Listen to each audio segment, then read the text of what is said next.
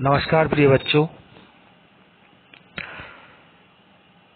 MSc horticulture third semester hot 503 ITM विश्वविद्यालय में अध्ययनरत छात्र, आज दिन तक जो यूनिट 2 में हम पपाया पढ़ा रहे थे ऑलमोस्ट पूरा हो चुका है और उसके सारे वीडियोस, सारी पीपीटीज हम आपके एलएमएस अकाउंट पर अपलोड कर चुके हैं और पूरी पैकेज ऑफ प्रैक्टिसेस को बाइफरगेट किया गया है इंट्रोडक्शन से लेके टिल यील्ड तक। जितने भी पैरामीटर्स हैं इंट्रोडक्शन से लेके यील्ड तक, उन पर सब पर इंडिविजुअली पीपीटी बनाकर, उनका इंडिविजुअल वीडियो बनाकर आपके एलएमएस अकाउंट पर अपलोड किया गया है। ये एक पूरी पीडीएफ को, डॉक फाइल को पीडीएफ में कन्वर्ट करके एक पूरा लेक्चर बनाया गया है जिसका नाम है complete package and practices of papaya. इसमें आपको इंट्रोडक्शन से लेके यील्ड तक सारी चीजें मिलेंगी और जो पीपीटी और जो वीडियो अपलोडेड है आपके एलएमएस में, उनमें थोड़ा चीजें ज्यादा मिलेंगी क्योंकि पर्टिकुलर टॉपिक पे बनी हुई हैं और यहाँ पर पूरे पैकेज ऑफ प्रैक्टिसेस को खत्म किया गया है, इसलिए चीजों को थोड़ा थोड़ा बताया गया है पर बताए सारे बिंदुओं को गया है। तो मैं हॉट 503 ट्रॉपिकल एंड सब tropical fruit crops ITM university Gwalior, मैं आपका कोर्स इंस्ट्रक्टर अंकुर शर्मा इस लेक्चर की शुरुआत करता हूं और ये पपाया का आई थिंक सबसे लास्ट लेक्चर है। इसके बाद में कोई नई क्रॉप को शुरू किया जाएगा। ये पपाया का लास्ट लेक्चर है, इसके बाद हम दूसरा कोई लेक्चर शुरू करेंगे। Papaya, soil climate water and nutrient management, papain extraction use, pest and disease management. Papaya, Carica papaya एल्डोट, ये इसका बोटेनिकल नेम है। कैरिकेशी इसकी फैमिली है। 2n = 80। The papaya is native of tropical America, was introduced to India in the 18th century. ये native है tropical America से और इंट्रोड्यूस्ड हुआ इंडिया में 18वीं शताब्दी में। It is now grown in almost all tropical and subtropical countries in the world. आज ये वर्तमान में प्राय सारी देशों में ट्रॉपिकल और सब ट्रॉपिकल क्लाइमेट में पैदा किया जाता है। In India it is largely grown in Bihar. Bharat की बात अगर की जाए तो ये ज्यादातर बिहार में, असम में, महाराष्ट्र में, मध्य प्रदेश में, आंध्र प्रदेश में, with a total area of 34,000 hectare producing about 3540 tonne. तो मोटी मोटी अगर हम बात कर लें इसके इंट्रोडक्शन में, तो ये जो है ट्रॉपिकल अमेरिका से आया है और इंडिया में 18वीं शताब्दी में इंट्रोड्यूस हुआ है। ज्यादातर देशों में ट्रॉपिकल एंड सब ट्रॉपिकल क्लाइमेट में ये सक्सेसफुली ग्रो करता है, जहां टेम्परेचर 20 to 25 डिग्री सेंटीग्रेड से लेके 35 डिग्री सेंटीग्रेड है। भारत में ज्यादातर क्षेत्रों में बिहार, असम, महाराष्ट्र, मध्य प्रदेश, आंध्र प्रदेश में उगाया जाता है। पपाया का होलसम फ्रूट, पूरा फ्रूट खाया जाता है उसका, and is rich in vitamin A. 2020 international unit 100 gram, इसमें 2000 लिखा है लेकिन 2020 इंटरनेशनल यूनिट इसमें विटामिन ए पाया जाता है। Product such as jam, jelly and nectar can be prepared from the fruit. जो प्रोडक्ट होते हैं, जैम हुआ, जेली हुआ, नेक्टर, इससे बनाया जाता है। Papaya yield a valuable proteolytic enzyme papain which has several and varies used in a medicinal and industry। जो पपेन है उसका मेडिसिनल इंडस्ट्री में बहुत ज्यादा इस्तेमाल किया जाता है, साथ ही साथ उसका इंडस्ट्रियल यूज भी बहुत है। Papain is used to correct certain digestive elements for tenderizing meat in the manufacture of leather and in clarifying beer। जो पपेन है उसको पचनीय, डाइजेस्टिव का मतलब वो तो बहुत से पाचन तंत्रों के इस्तेमाल किया जाता है। टेंडराइज मीट को टेंडराइज करने में, लेथर की मैन्युफैक्चरिंग में, साथ ही साथ बियर को क्लैरिफाई करने में पपेन का उपयोग किया जाता है। The other use of papain are in the treatment of ulcer, diphtheria, pre-sinkage of wool, manufacture of chewing gum, degumming natural silk, and rayon in cosmetics, dental paste preparation etcetera, इन सब चीजों में इसका यूज किया जाता है papain का। तो हम कह सकते हैं कि ज्यादातर पपेन का इंडस्ट्रियल यूज के साथ साथ मेडिसिनल यूज है, और मेडिसिनल और इंडस्ट्रियल दोनों यूजेस को बड़ा अच्छी तरीके से दिखाया गया है। The raw fruits are cooked as vegetables and consumed. The raw fruits को हम वेजिटेबल के रूप में भी इस्तेमाल करते हैं। Papaya is usually dioecious, but hermaphrodite type and gynodioecious type are also recognized. जो papaya है वो dioecious है, presence of male and female plant on presence of male and female organ on another plant, but hermaphrodite और gynodioecious types भी इस पर recognize होते हैं। In dioecious type, both male and female plants are separate. जैसा कि हमने बताया presence of male and female organ in a separate plant. इसी तरीके से उन्होंने कहा कि dioecious type, both male and female plants are separate. The male flower are found on long pendulous panicle. जो मेल फ्लावर होता है वो प्राय लॉन्ग पेंडुलस के रूप में पाया जाता है, और female flowers are solitary and are much larger than male. और जो फीमेल फ्लावर होता है वो सॉलिटरी होता है और मेल से बहुत ज्यादा बड़ा होता है। The ovary usually large in female flowers. Female flowers में जो ओवरी है, जो अंडाशय है, वो बहुत ज्यादा बड़ा होता है। In the case of hermaphrodite flower, two kinds are often observed, one with long corolla type and 10 stamens, and another type with short corolla and 5 functional stamens. बहुत इंपॉर्टेंट बात है, इसको ध्यान रखना पड़ेगा। मैं फिर से रिपीट कर रहा हूं कि the ovary usually large in female flowers. In the case of hermaphrodite flowers, two kinds are often observed with dot, one with long corolla type and 10 stamens, and another type with a short corolla and 5 functional stamens. Now the next slide is, and bisexual flowers are born on the same plant. Fruit is a large hollow, berry elongated or globular in shape. In gynodioecious type, the female and bisexual flowers are born of the same plant. The fruit develops from the female flowers are globular in shape, while fruits that develop from bisexual flowers are elongated in shape.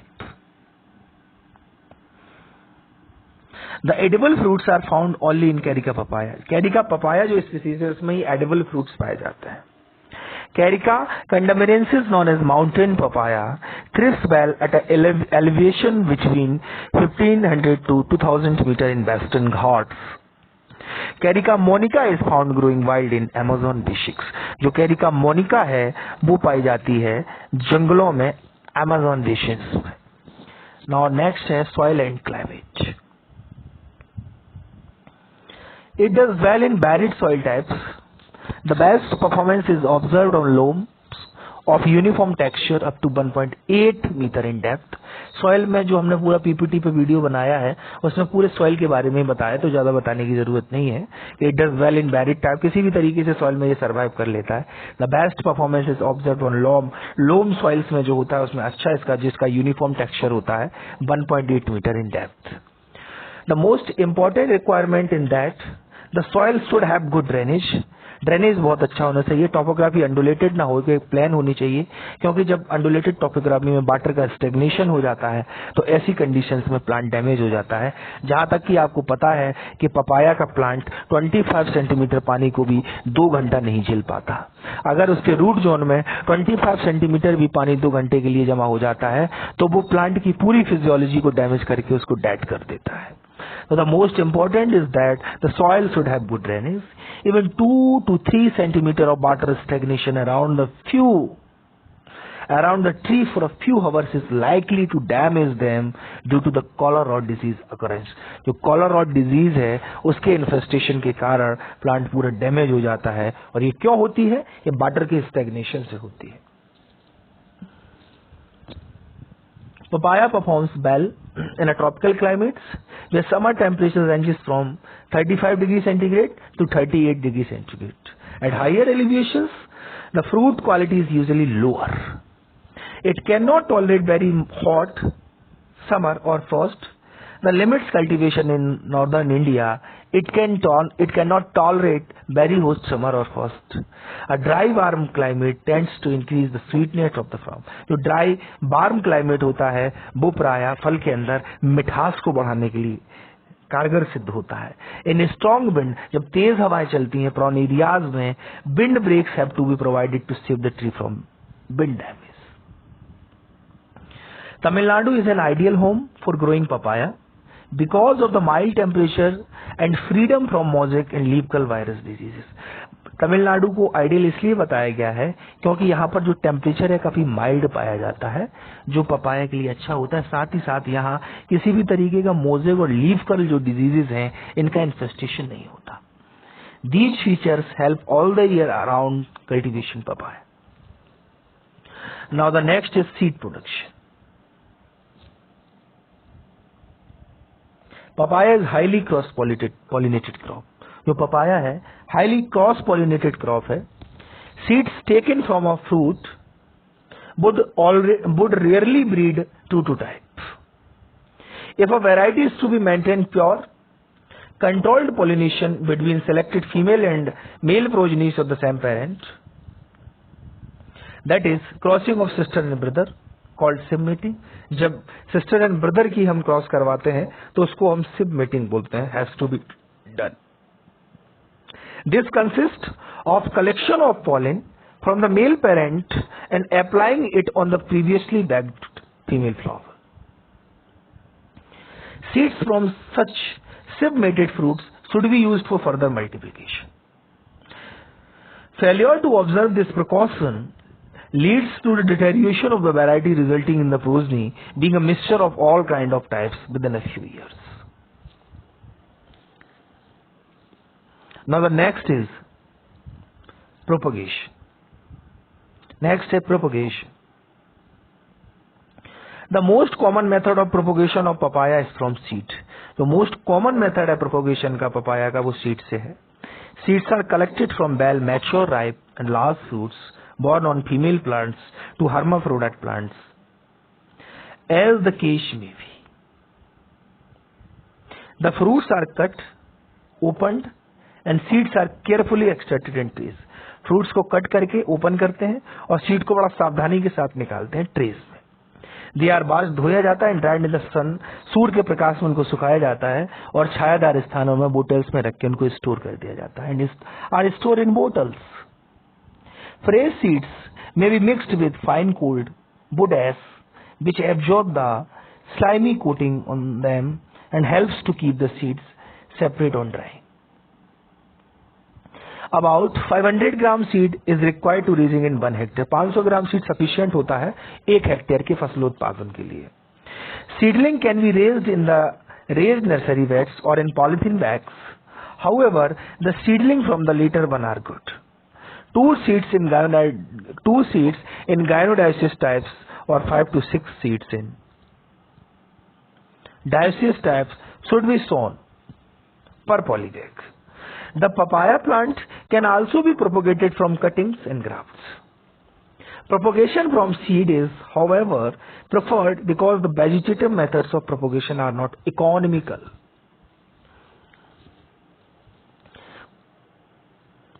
फिर से देखना, propagation from seeds is, however, preferred because the vegetative methods of propagation are economical. Vegetative method जो है वो आर्थिक दृष्टिकोण से काफी महंगा है, इसलिए हम सीड के द्वारा ही प्रोपोगेशन करते हैं. नेक्स्ट है हमारा planting. Pits of 45 centimeter into 45 centimeter into 45 centimeter size are dug at about 1.8 into 1.8 meter apart either. This would accommodate 3,000 plants per hectare. Due to sex variations, about 40 to 60% of plants may turn to be male in the case of dioecious varieties.